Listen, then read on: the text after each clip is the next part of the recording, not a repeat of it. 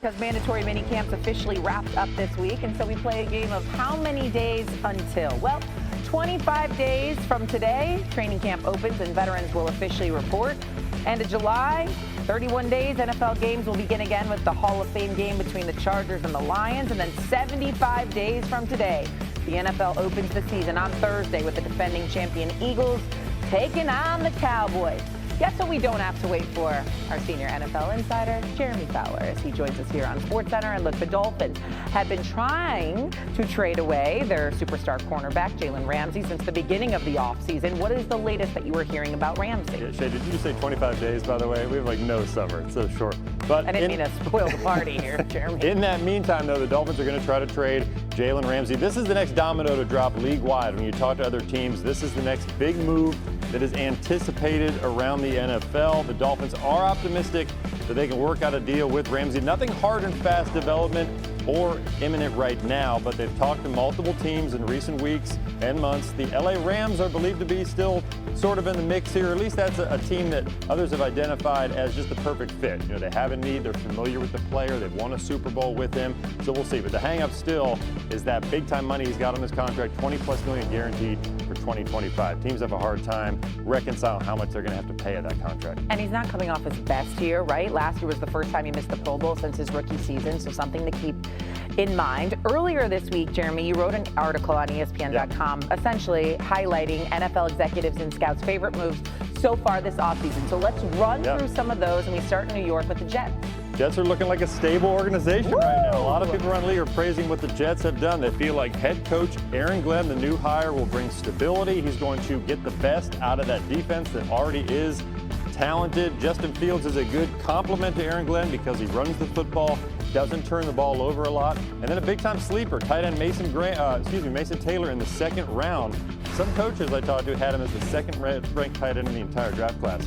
They got Aaron Rodgers there, so the Steelers feel like they're getting the best mental line of scrimmage quarterback they've had since Ben Roethlisberger years ago. They feel like he's going to make a huge difference. I thought a lot of coaches around the league who felt like this was clear-cut the Steelers' best option. He can still throw the ball really well. They know his mobility is not going to be great. As long as they can protect him, they should be good to go. But he will not be thrown to that man right there, George Pickens, traded to the Dallas Cowboys. This move got the full attention of everybody in the NFC East because he's a huge talent. The maturity issues have been there. The Steelers know about him. That's part of the reason why he was traded. But Dallas isn't so worried about that. They feel like they can maximize his skill set. He'll be on a contract year, highly motivated. But talking to people around the league, scouts, coaches, they feel like Pickens changes the math for the Cowboys on the field because he commands the attention of defenses because of his ability down the field. It's going to open things up for CeeDee Lamb.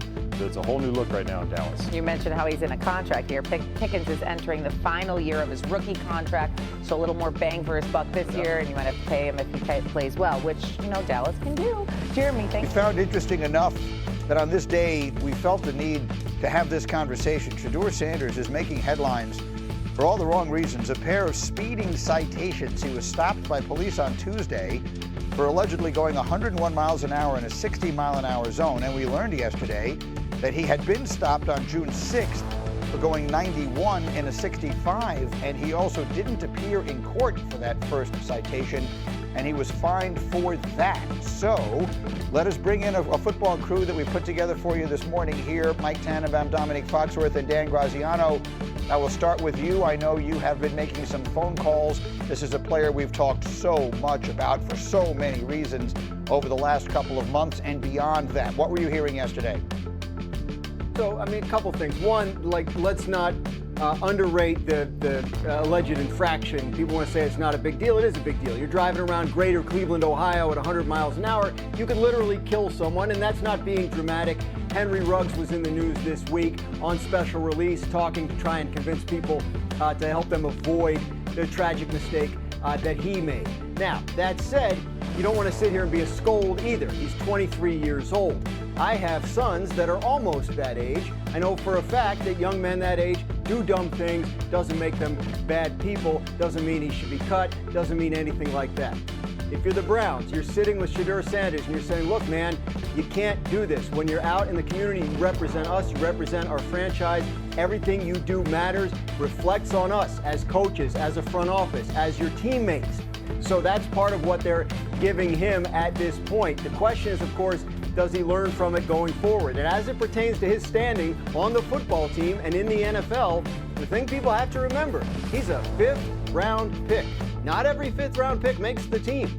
He has to perform at a high level, and in that situation, you don't get a lot of rope in terms of what the organization or what the league will put up with in terms of your behavior away from the facility. So hopefully he's learning from this and the mistakes won't be repeated, and he can focus on just trying to make the team and be the starting quarterback as soon as possible. Mike T, if you were running that organization as you did in 2 different places, what would you say to him? I would say, as Mark Schlereth used to describe preseason games, it does. Oh, no. Okay, Counts, but it matters, and here's why. When we drafted players, right, Cindy, let's try and get his shot fixed up there if we can, obviously, because it's important. I know what he's going to say, and I want you to hear it, with his signal working well. Dominique, the question I will come to you with very simply, as a longtime player and one who's been around and all the rest of that. Like sometimes I'll say, is this something or is this nothing? I shouldn't use the word nothing, as Graziano pointed out. Yeah. It's most certainly not nothing. But from a football perspective, how much of a big deal should we make of this? Yeah, I mean, I don't think that it should be a big deal from a football perspective. I think that Dan did a good job of expressing how serious it could be, and also making sure that we understand that we shouldn't overreact and act as if this is some sort of blight on his character. Like, young men do foolish things. I was a young man who also went really fast in cars and was fortunate enough to not get into any trouble. But I'm most surprised by it being this particular young man. Like, I would have thought that was one of the things that we kind of knew about him, was he was a professional. He's a guy who's been around the game long enough because of his father, and we didn't expect him to make these type of poor decisions. But again, we shouldn't write him off because of it, because it hasn't gone completely. So we're having that kind of morning here, I see. So we've lost Dominique. Now let's try Mike Tannenbaum again in this game of whack-a-mole to see whose signal is working this morning.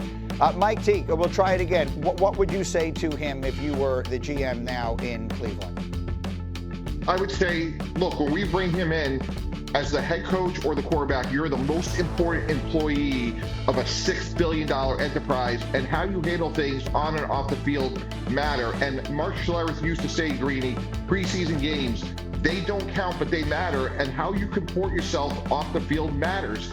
And to have this happen twice would be a concern. It's not the end of the road. But let me bring you into what typically happens at the end of this time of year. You set your roster and your initial sort of reps for training camp. And if they're sitting there in Cleveland, Greeny, and they're saying Dillon Gabriel's a 3rd-round pick, he's done well, Shedeur Sanders has done well on the field, but he's had these 2 issues off the field, albeit minor, they'll give more reps to Dillon Gabriel. Remember, every general manager has one formula on their board. Production equals tolerance. And as Graz mentioned, he's a 5th-round pick. He has not produced yet. Go ahead, Dominique. We've got you back again. Finish up your thought, if you would. Yeah, I think you should just ask questions of Dan Graziano, but hopefully my signal holds on. I think that it's what it always comes down to in football, is how good can you play.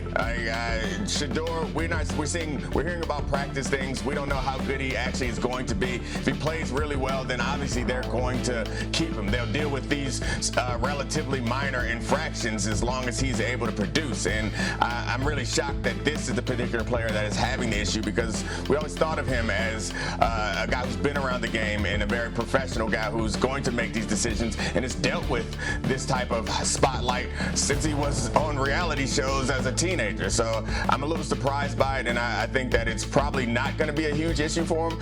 It really boils down to how many touchdowns he's going to be able to throw, honestly. Graziano, put a ribbon on it. Yeah, I think that's the key, but he's not starting from a position of strength in that regard. He's not, just to use a proximate example, his father, who was the 5th overall pick in the draft, one of the greatest talents the game has ever seen. You know, he has to realize, Shedeur Sanders does, that this was not an organization that went into the draft saying, we've got to get this guy. They were in the 5th round saying, well, we might as well take this guy, because what if?